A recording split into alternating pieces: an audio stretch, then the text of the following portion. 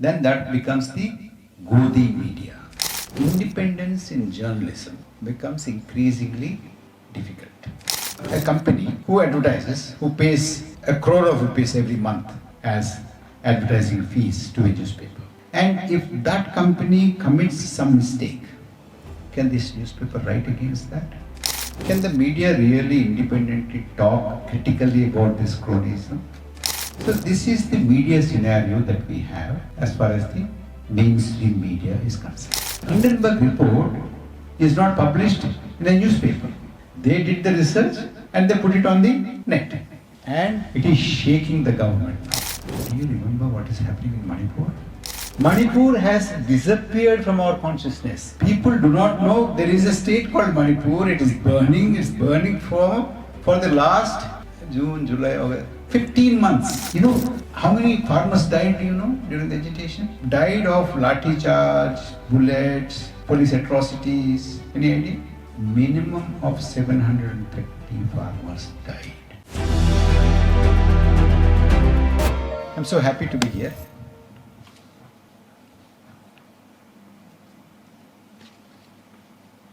Some of you are in the journalism department, aren't you?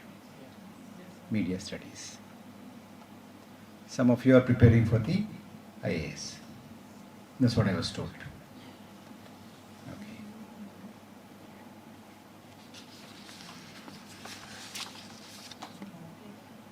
Let's understand the media scene.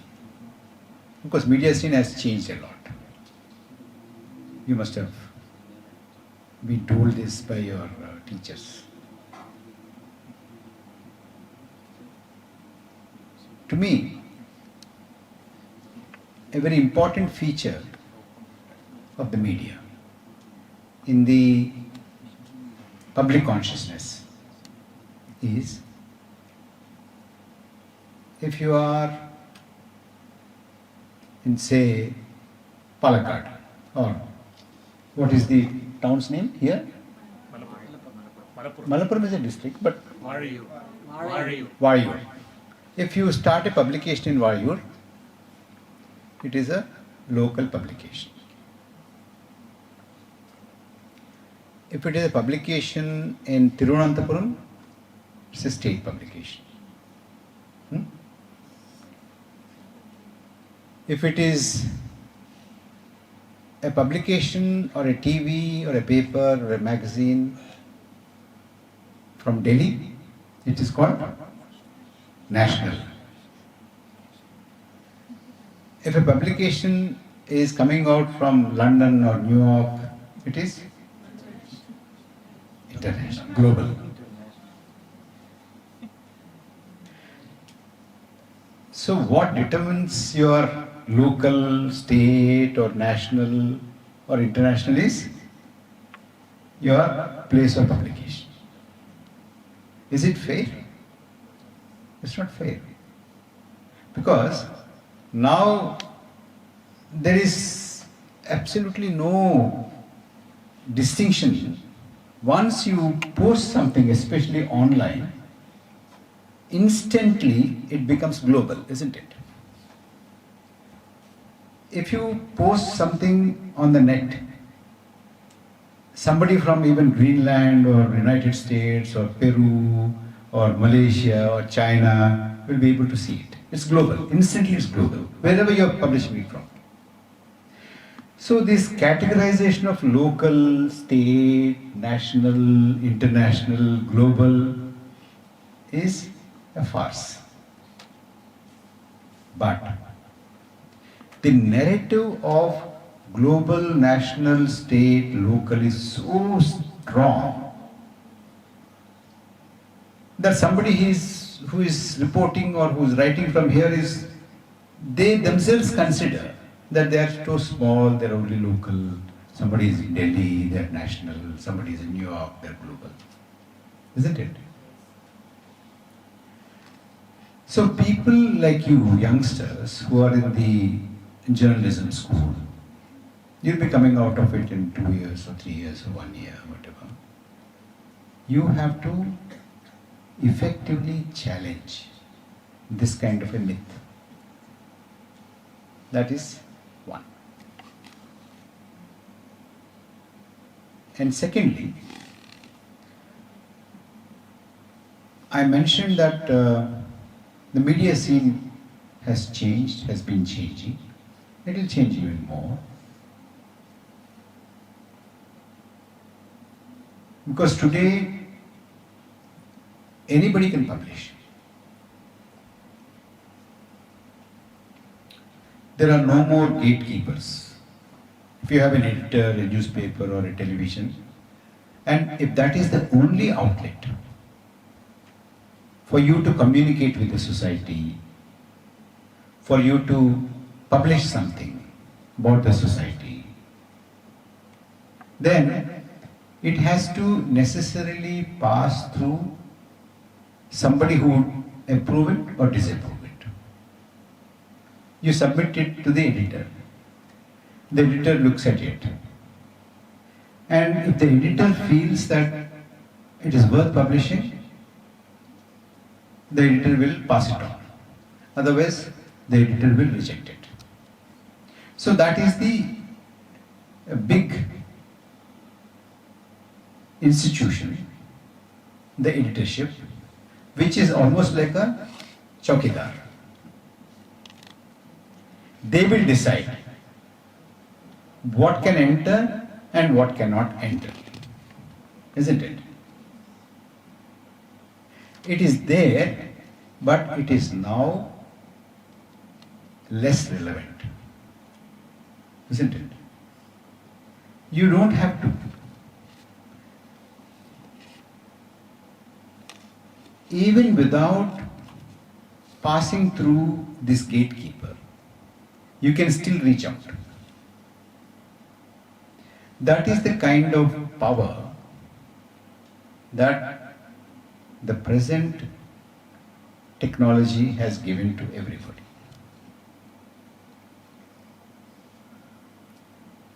You have so many avenues where you can air your opinion,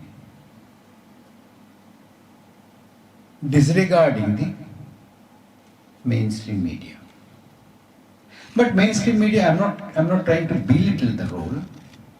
Mainstream media is still important. I'm not saying it is not important, because there are many people who would take something as important or something very seriously if it is printed in a newspaper, or there's some backing of an institution, or if it is aired by television. There are people who take something like that more seriously than if you post something on a Facebook or a Twitter or some other social media channel, or in your own blog. There is a little difference. But today, if you look at the Indian scenario,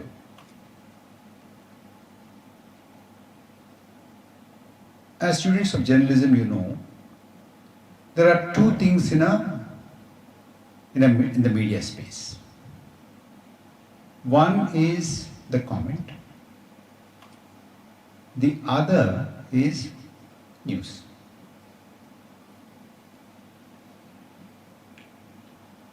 And let's talk about news for a while. News depends upon the collection. You have to collect the news. We'll come to the editorial thing, in the sense you send news, and whether they publish or not, in what form they publish it, whether they publish it prominently or put it on the 3rd page or 5th page or 11th page or 12th page, or a small corner, or give 3 column space or 2 column space or just 1 column, whatever. That's a different thing.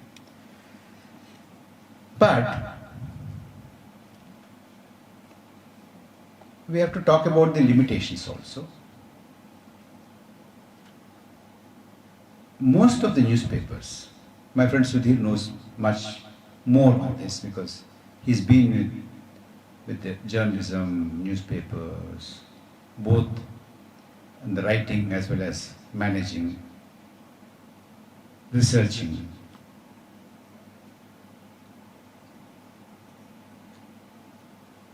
there may be reporters here in this town. There are reporters in this town. And my observation is, most newspapers do not employ the local reporters. Do you know? They are called stringers.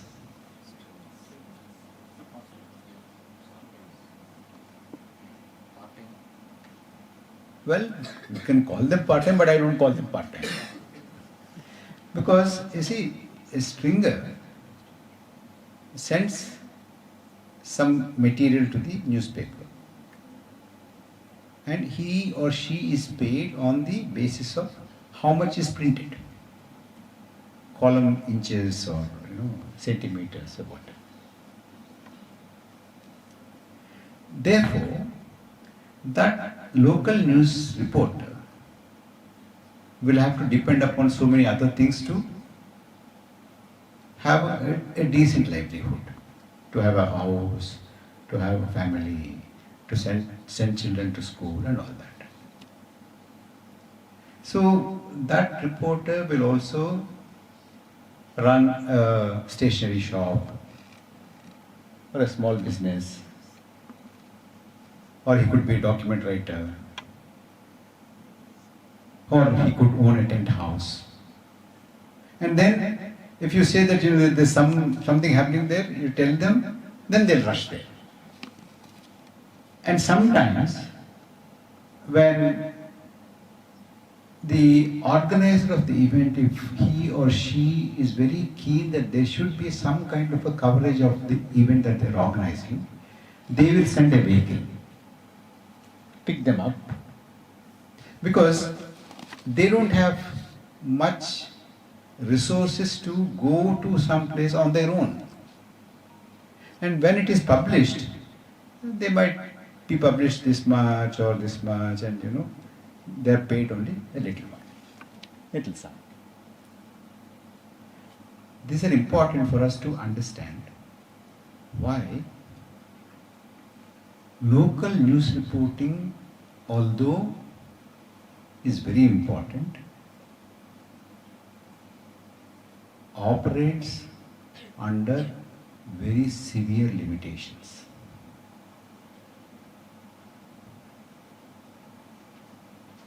So therefore, whatever local news that you see in a newspaper, in the local edition, is all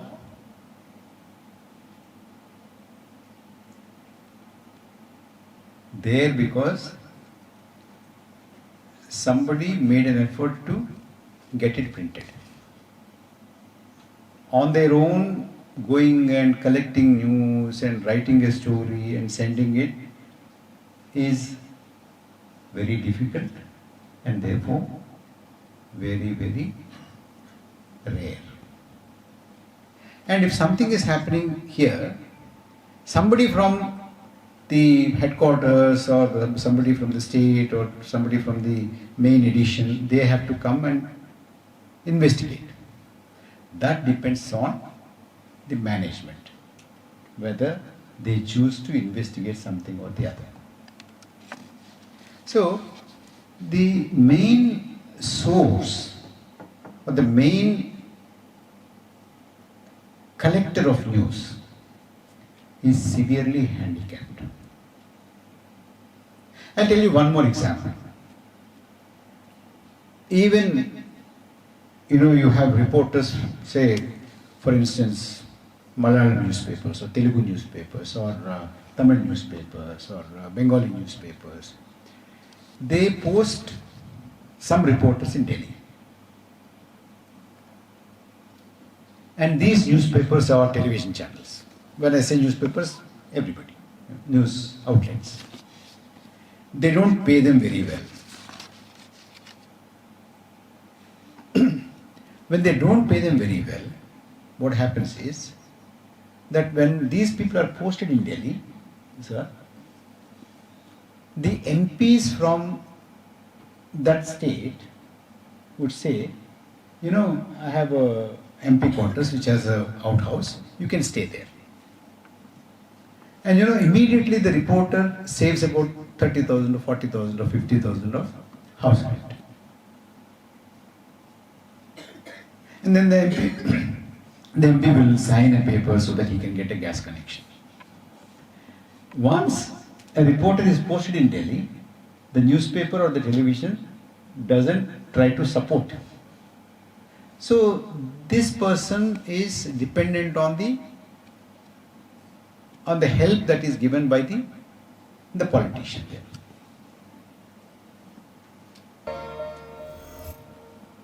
Can that reporter be independent? Yeah. Then every 2-3 days the MP calls him and says, you write a nice story about me, but I spoke well. Can he say, I don't want to write? Can he say? Not that he would immediately ask him to vacate, but you see, there is some kind of moral obligation. He'd given me housing, he got me gas connection, maybe he also got admission to his kid, or he got a small job for his wife or husband, or whatever. Therefore, there is a situation where independence in journalism becomes increasingly difficult at the news collection level.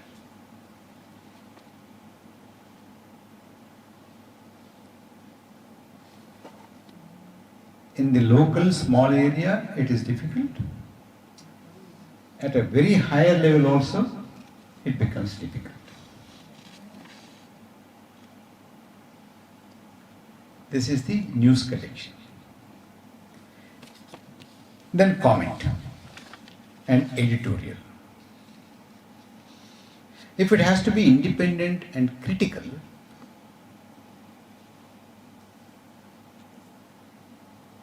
with the kind of establishment that the newspapers and the televisions have, offices, studios, staff, printing, newsprint,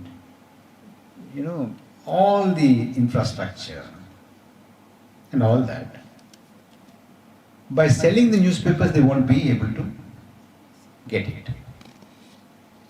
They can't survive. So they need to have advertising.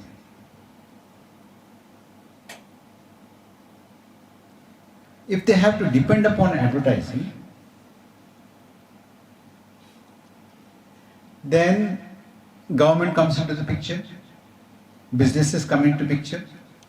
If suppose, say, a company who advertises, who pays 1 crore of rupees every month as advertising fees to a newspaper, and if that company commits some mistake, can this newspaper write against that?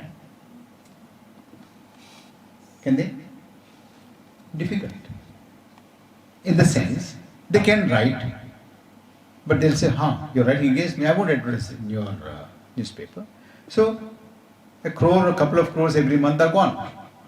So you need to take a stand that costs about 1 crore or 2 crores every month if you want to be independent. Now, if you don't want to be independent, then you say if there is some fraud committed by that company, you don't talk about it. Okay? And the government also has a huge advertising budget and sponsorships.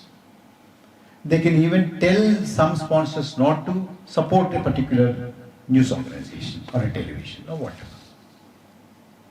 Then, if that is the case, then can this newspaper or television write or say things which are inconvenient to the government? They can, but they have to be prepared for losing a lot of income. Why did I say all this? I said all this because I want you to connect in your minds what my friend talked about cronyism.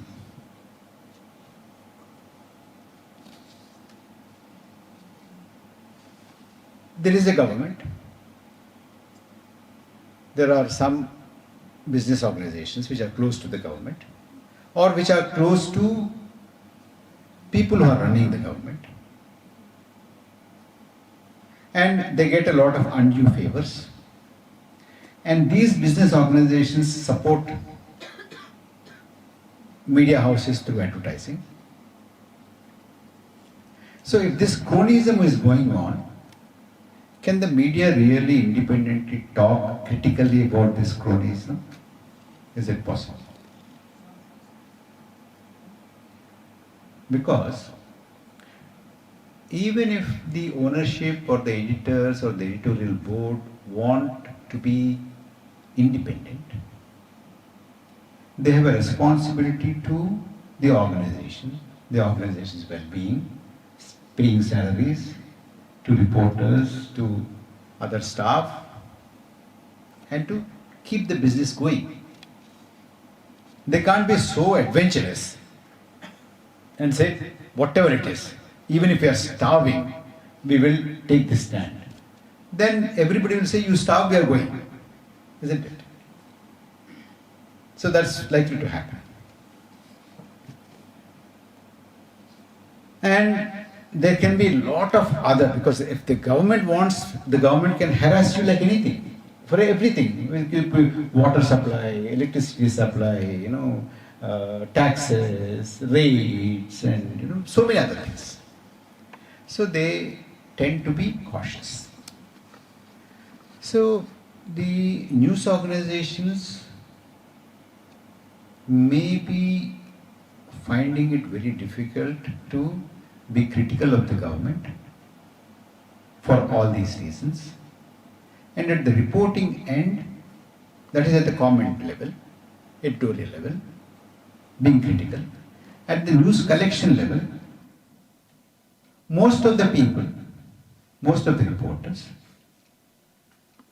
may not have the resources and the support to collect the news on their own. So this is the media scenario that we have as far as the mainstream media is concerned. But because we have now, because of the technology, we don't have these gatekeepers. We don't need to go through these gatekeepers anymore. You can go out, and if you find something interesting, if you find something that you think needs to be told to people in a critical perspective, if you think that something needs to be investigated, and you have investigated, you can put out that thing for the public consumption. It is possible. For instance, today we have, last 2-3 days, I don't know if you have followed, you had Hindenburg report. Now, Hindenburg report is not published in a newspaper. They did the research and they put it on the net. And it is shaking the government now, isn't it? Before that, only if a newspaper chose to expose and give publicity to this report, then only it could have happened. But today, that's not the case. So that is the difference. Therefore, today you do not have many instances where the mainstream media can and is fighting against the so-called cronyism. It's very difficult, it's become very difficult for the mainstream media. Therefore, what is happening today is most of the newspapers, most of the news channels are doing what is called bhajan. Do you know what is a bhajan? You go on saying wonderful, wonderful. Oh, kya kiya hai, अच्छा है, बहुत अच्छा है. Very good, excellent. Isn't it? And some people have termed that as Godi media. You know what is a Godi media? What is Godi media? Have you heard of Godi media? The term? No? No? What does it mean? I don't know some, but I heard. You heard. Anybody? Any idea what Godi media is? Okay. It is not Modi media. Okay. It can be Godi media, Modi media, it also could be. But the actual meaning of Godi media is Godi is lap. When you sit, this is a lap. You know, that's a lap. Media which sits in the lap, media which sits in the God is Godi media. Got it now? Okay. So somebody who sits in his lap, that media cannot write against him. If a media sits in the lap of a politician, that media cannot write against that politician. If a media sits in the lap of a industrialist or a businessman or a corporation or a company, taking money as in the form of advertisement or favors or something or the other, sponsorships, then that becomes the Godi media, the one which sits in the lap of either a politician or a crony.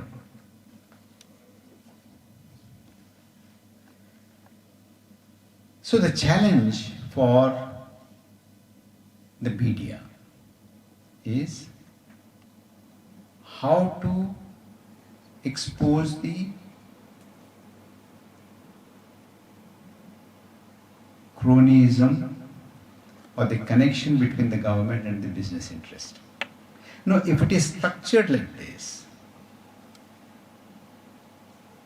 what are the chances, do you think, that this media can expose the cronies? What are the chances? Good chance? Bad chance? No chance? Say something. Did they tell you not to speak? No? Okay. But you can speak. I'll tell them now, they won't do anything. What's the chance? If you ask me, I would say nil. No chance. Isn't it? Do you agree? Yes, sir. Yeah? But why did you say it? Anyway.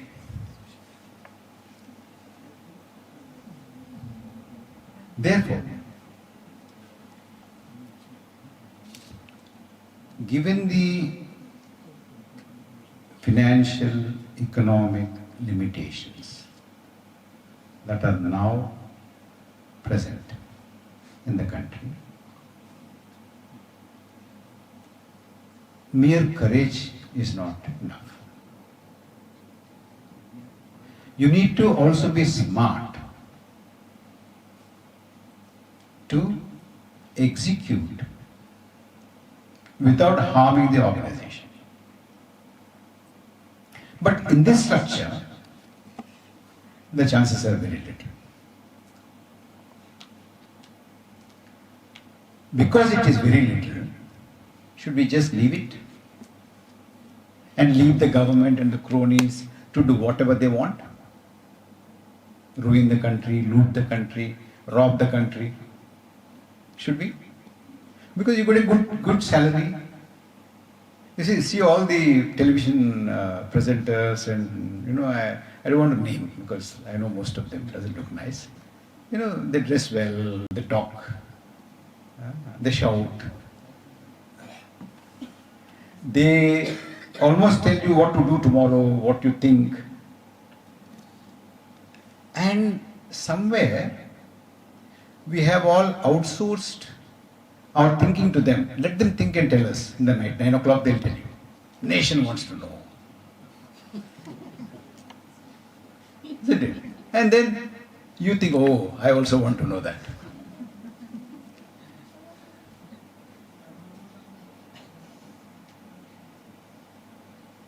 And they tell you what is important to them. And they also tell you That is important for the nation.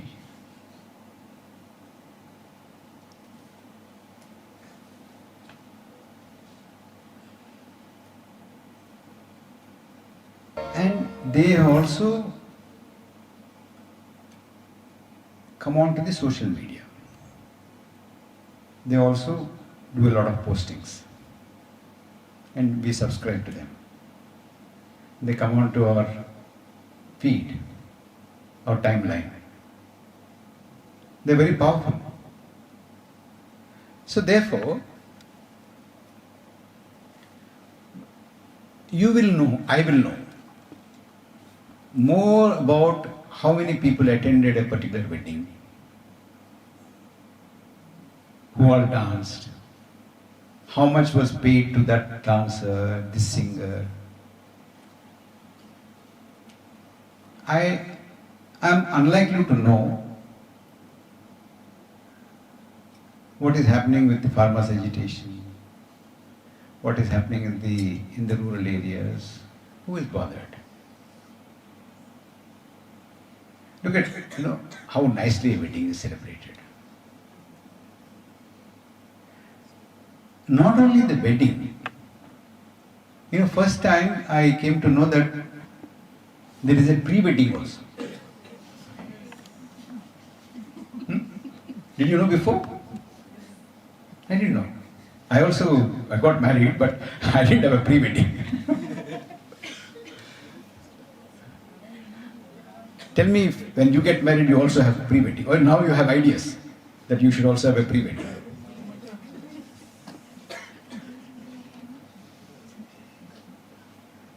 So for how many days? For 10 days I think it's full of either wedding, pre-wedding or cricket match or something or the other.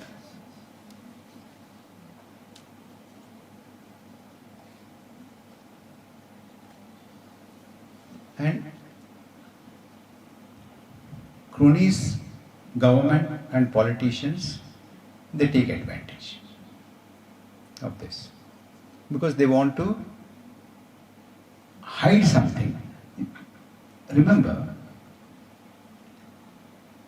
that if you open a newspaper,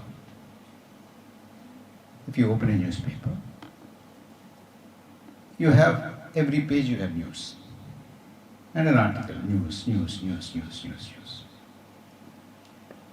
And if you look at the entire newspaper, don't close the newspaper with the impression that only this has happened in the world. But you get that impression, don't you? And anything that is not found in the newspaper, for somebody like me, has not happened. Isn't it? If my favorite channel at 9 o'clock doesn't talk about something, that means that thing has not happened. Isn't it? That is generally. Maybe, bright people like you might think that there might be something else also happening, but they have not reported. These are exceptions. But generally, the general public, what do they think? They think, this is what has happened. There are some people who would read 4, 5, 6, 7 newspapers and see how they reported, how these people have reported, whether they have reported or not. But general public, why do they care? They just read one newspaper. Most of the people do not also read newspapers, isn't it? But people like you who read newspapers, they tell the other people, this is what happened, this is what happened, this is what happened. And anything that is not reported has not happened. So if you do not talk about continuously about something, then it slowly disappears from your mind. I'll tell you one example. Honestly, keep your hand on your heart and tell me. Honest. Sure? If you tell me honestly, I'll come to your pre-wedding and your wedding also.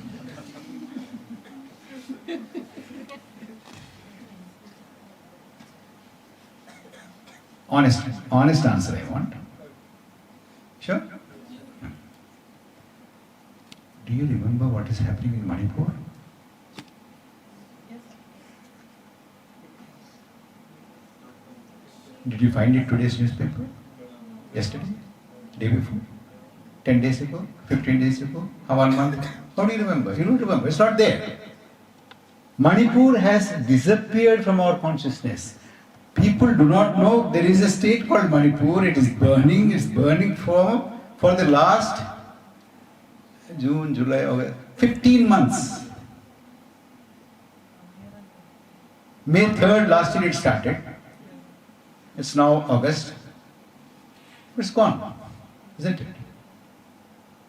You know, somebody called Mr. Wangchuk. He led a huge agitation, a fast in Ladakh. Did you any time find it in the newspapers? One single photograph of lakhs and lakhs of people sitting on dharnas, on fast, and that man fasted for how many days? 20 days, 25 days, Sudhir, 30 days? But no report, not a single report in the newspaper, not a single report in the television.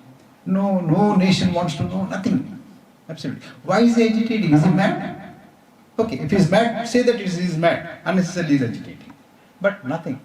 You could kill something by being silent about it. You killed Manipur, you killed Wangchuk, you killed Ladakh, you killed hundreds and thousands of migrant laborers walking from Kerala to Uttar Pradesh, Bihar, isn't it? Women wrestlers, agitations, farmers' agitation. You know how many farmers died, do you know, during the agitation? Died of lathi charge, bullets, police atrocities. Any idea? Minimum of 730 farmers died. We don't know. Who performed in the wedding? We know. Isn't it?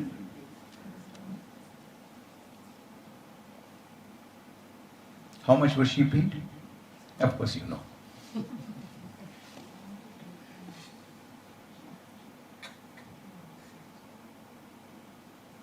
Beautifully done. The whole thing, isn't it?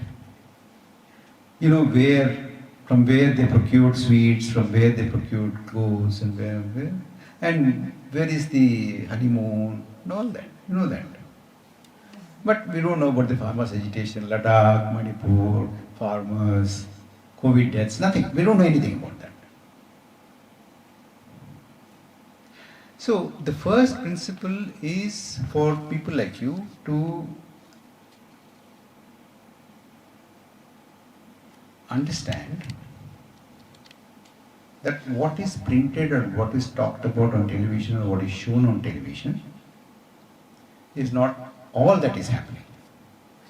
There's a lot more happening, but it is curated to serve the interests of somebody or the other, or not to annoy somebody, not to rub somebody on the wrong side, not to lose revenue, not to irritate anybody, or to promote somebody, or to protect somebody. This is the agenda.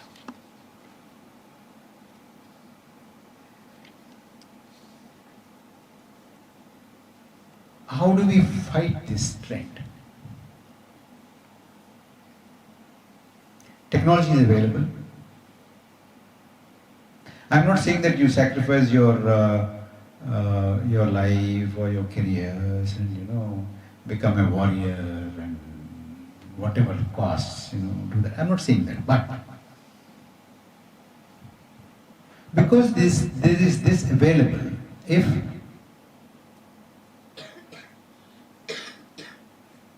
your newspaper or your editor or your editorial or the management doesn't print something And if you are committed to bring the truth out, you use these platforms. Okay? You can do it. You can do it also with a different name, so that you are not caught.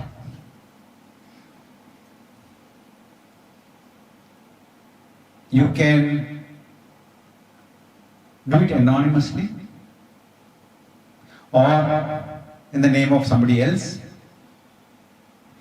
Because you see, you are not doing it in order to gain popularity or to gain fame. You are doing it in the interest of truth, in the interest of the society.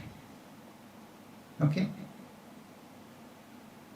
So, in the present circumstances, this is the only way you can fight the might of a crony, to expose a crony, to expose the nexus between the crony and the government, and while exposing it, also escape the retaliation, because they are going to retaliate. You know, I have seen the other day some footage about before the elections. So one minister saying, "Oh, I will see that you are dismissed," because that reporter was asking some questions when the minister was getting into the car. "I'll see that you're out." And within 2 days that was out. He was dismissed. Because that minister rang up the owner and said, "Please tell Hitler is what a bird party can do. Dismiss that fellow." "Okay, sure, we will dismiss." Done. Over. You want to know the name of the minister? No, I won't tell you. No way. So, that could happen with a minister, a newspaper, or a television, a reporter, or it could happen with a huge businessman. And another trend that you see today is why the challenge of fighting cronyism is becoming bigger and bigger is that, suppose if he is running a newspaper and I am a don, I can say, "Please sack, please do that, please write like this, or don't write ABPS." I can tell him. Sometimes he can listen or he might not listen. What is the best thing for me? To buy his newspaper and appoint him as the editor tomorrow. In one day, he becomes the editor and he is out. He has to start a YouTube channel. Have you seen happening that? Yeah. But he's sacked and he is not sitting quietly. He is still waging a war. That is something called commitment. Oh, that is the only way media can play a role fighting cronyism in India today. I'm not talking about the global scenario, but that's confined to India. And media is what? Media is people who work in the media. Media otherwise doesn't have an identity of its own. People who are running it, who are writing, who are commenting, who are collecting news. And suppose if there is a local reporter who doesn't have access and he finds something going wrong here, but the local politician, local MLA, local MP, local minister, local bigwigs, local business people are very powerful, they are doing something, and he writes and he sends it to the headquarters, and the headquarters is contacted by the local influential people. "Don't publish, this fellow has sent it, don't publish it because it's going against us," and that person doesn't publish. And if the reporter keeps quiet, then the story is killed. But if the reporter uses a social media platform or a net platform and then publishes it, everybody reads it. and like the Hindenburg report, it comes out. Then the media will be forced to take notice of this. Otherwise, they will be discredited. They might treat it in a different way, but they have to take note of it. So this is the scenario. It is not an easy job. It's tough, difficult. But if people like you, at least some of you from your batch, decide to do this, to break this connection between the nexus between the cronies and the government and the media, then we have hope. If you don't, then we have no hope. Can I leave this place with hope or no hope? No hope? No hope. Hope or no hope? Hope? But it's very weak.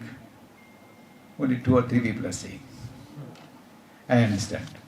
Thank you very much. But even 2 or 3 people is hopeful. Bye. Thank you. And of course we have some time for interaction. I'm here. Thank you, sir, for your wonderful session. Now, let's move to our interactive section. Namaste, sir. I'm Vijay Jasmine. So, amidst the audacious display of media cronyism and gimmicks all the time, we on one side have Prabhakar sir's book, The Crooked Temper of New India, and on the very next side we have Dean Stackman's book, A Watchdog That Didn't Bark. Still, we are having a discussion of the sort on this AVT Hall with the most exemplary person of the field. Sir, when we think about the solution or way ahead side to prevent the media getting escape from the scourge of cronyism and other sort of neoconservatism, nepotism, whatever dictionary thing we used to refer to it. Sir, will the extension of public broadcasting right to the respective state government and the bottom-up approach, or rather the decentralization of the broadcasting right, can that be a panacea to save the media from getting cronyized?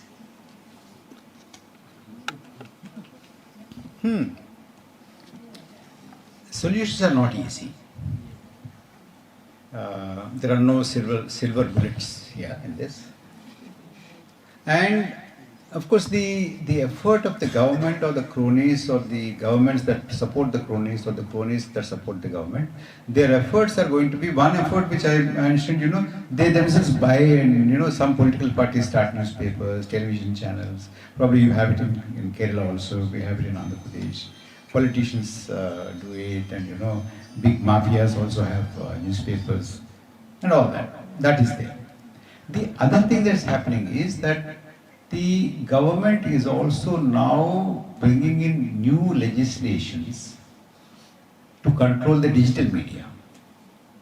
So even if you want to do, okay, let's forget about newspaper, let's forget about the news channels. Let me do it through, a blog or a YouTube or something like that. They can come after you even in that sphere. So we have to evolve better strategies if you want to serve the society and serve the truth, serve justice, and fight against exploitation.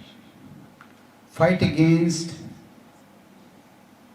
people who are trying to loot the country, people who are trying to break the rules, people who are trying to steal the mandate. We have to evolve. Let us see what exactly, because it's not yet in the public domain. Let us see what kind of rules they are claiming, what kind of legislation they are going to bring. On that basis, people like you, of course, it all depends on how creatively you think. And I do not think any government can really succeed in beating completely the entire citizenry, even if there are, if despotism can really suppress the voice of dissent, humanity would not have progressed this far. We couldn't have gotten rid of so many despots, isn't it? So somebody or the other will have to come out and innovate and find out some method or the other. I'm sure some of you will do that. So it's not easy, but it is possible.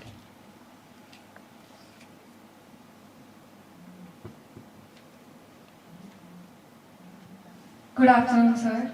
Myself Aparna, and I'm from South Institute of IAS.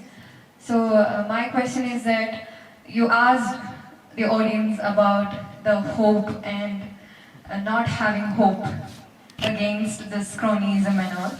So my question is that we have a lot of examples among us, and that is one in this journalism field is Gauri Lankesh, as we all know how she gave her or she sacrificed her life for all the causes. And still, do you think that is, do we have hope? And my one question is that, do you feel like you are somewhat having a safer side or something that is of a safe from the government side, or those who are pro-Hindus or pro-government side, and you are criticizing the government, but you are not being much targeted? Do you think that is there as being a spouse of a minister? And also this thing is that, do you believe there is really hope when we people become IAS officers or IPS officers or people who are part of the bureaucracy? Thank you. Aparna, one is that you have assumed that I am not facing any harassment. Okay? Which is not true. I face a lot of harassment, a lot of trolling, a lot of stressful situations, both at home and outside. It's not easy. So I am no exception. Probably you think I am not harassed enough because I am standing here, not in jail. But one doesn't know when I am going in. Maybe today, evening, tomorrow, day after I reach Hyderabad, we do not know. It can happen anytime. It happens. Or it could be that, if you touch this guy unnecessarily, there will be a lot of problems. Probably. I'm not the only one who criticizes and, who is still not in prison. I told you about harassment, of course, is there.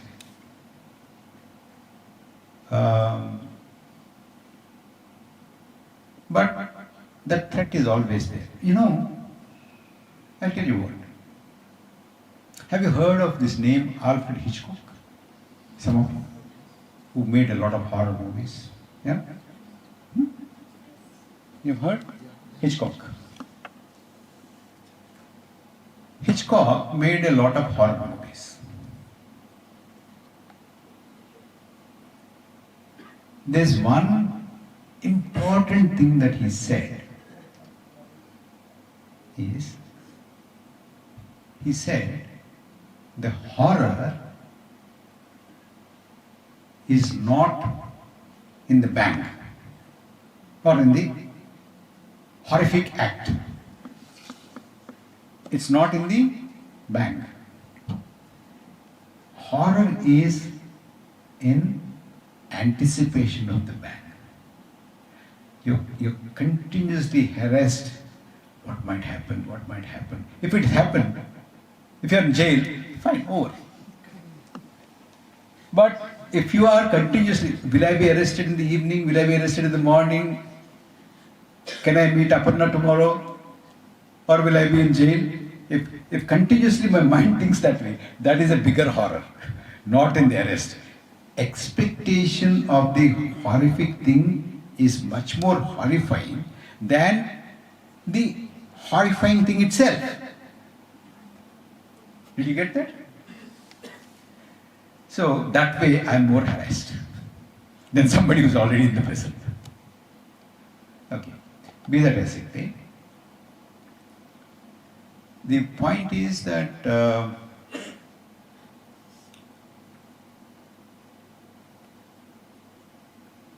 about me, somebody has asked, it's not for quoting, you're not recording it, right? So just this bit you. Sir, my name is Clint Hadley Philippian, first year journalism mass communication student. Sir, I need to know that what is the difference between, what is the relationship between cronyism and corruption?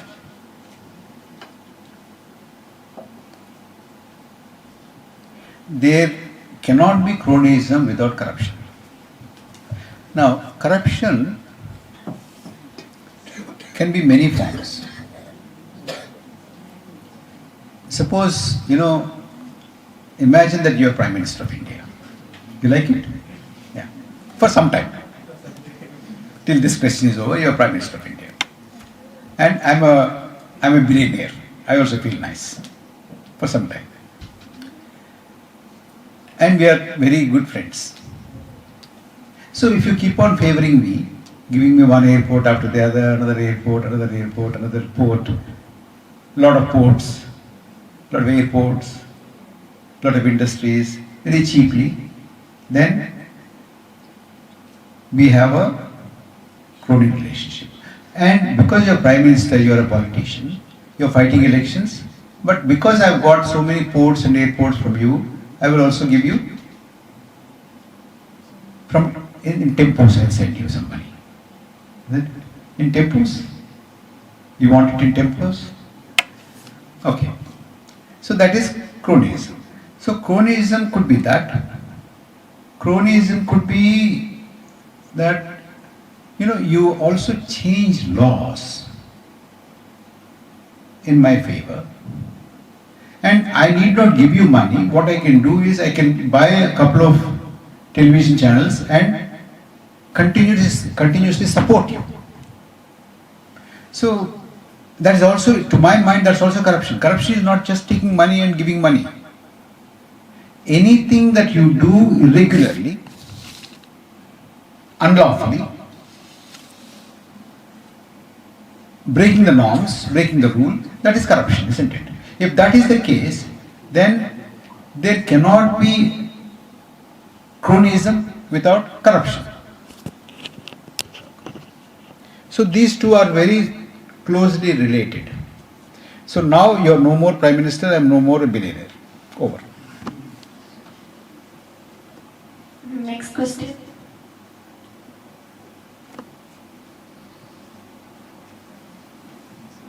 Oh. Good afternoon, sir. Thank you for providing a view on critically on the importance of mass communication.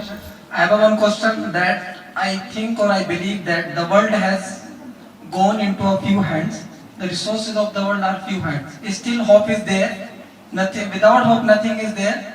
So as media play an important role in democratic country, so what could be the measures to make our media as an independent country? Thank you. It is a process. We are talking about a process.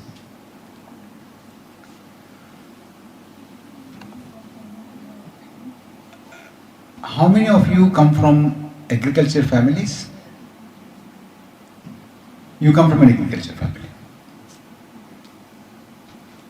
And how many people have seen agriculture? Understand agriculture a bit? Most of you, isn't it? Or some of you. If you own a farm, you come from an agriculture background, what does a farmer do? A farmer sows the seed.